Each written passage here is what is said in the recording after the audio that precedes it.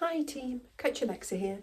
We are starting to get into those final few weeks before the London Marathon, and as the biggest race in the UK running calendar in terms of participants, I have a lot of runners that are running it that I've coached or I've written training plans for, and a few of them now are starting to get the beginnings of Maranoia, so getting paranoid about your marathon. So I thought I'd share a few tips and tricks of how we can just reduce that level of worry down a little bit. So now is already a good time to start thinking about the logistics. So what are your plans for getting to the start of your race? Is there going to be, an overnight stay? And is there going to be travel? Is there a contingency plan to the travel, like a later train you can get, factor in some time for traffic, that kind of thing? What might you want to eat and drink in the few days before the race? How do you ensure you get plenty of sleep? So already starting to plan and sort of put strategies in place for those few days before can help just kind of de-escalate any worries in our mind, kind of convince ourselves that we have got it all under control. For the race itself, it's also worth having a little bit of a plan for the morning, like a T-minus plan. So the start of the race, what time am I going to eat? What time am I going to get out of bed? What time am I setting off to get to the race itself?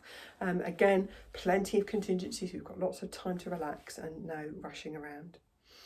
During the race, it's really useful to have a plan for that as well. What am I eating and when? What am I going to think about? What am I going to use for distractions? What am I going to do to G myself up if I go through one of those inevitable little low points during the race?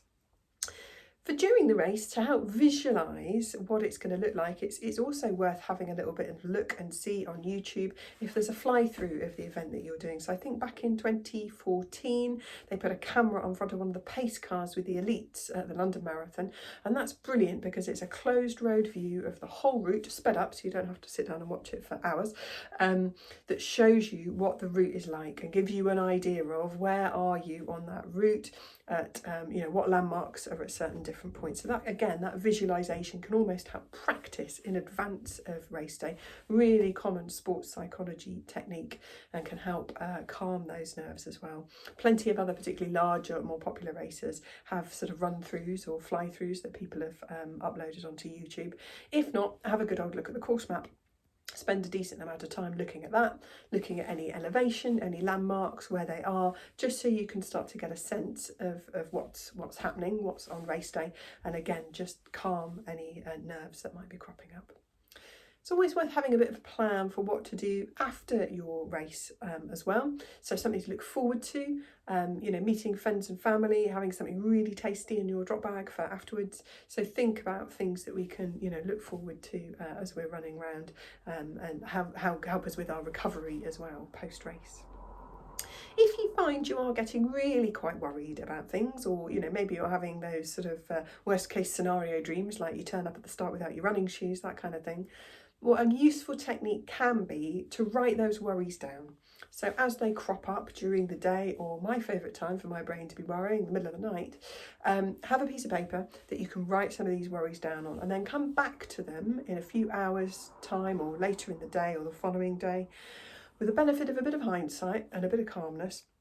Kind of categorise them into things that I could do something about, like, I'm worried that I'm going to turn up late to the race. Right, I'll do my T-minus plan and I'll work out when I have to set my alarm for, and I'll factor lots of contingency into those timings so I don't turn up late. Some of the things might just be, I don't know, the worry monster in your head getting a little bit too over enthusiastic, and some of those worries you might be able to look at and go, yeah, I don't think we really need to worry about that now. I've had time to rationalise it. That's not a realistic worry. That's not something I have to do anything about. So that can be quite a nice way of just controlling any excessive worrying about race day. Hope that's useful.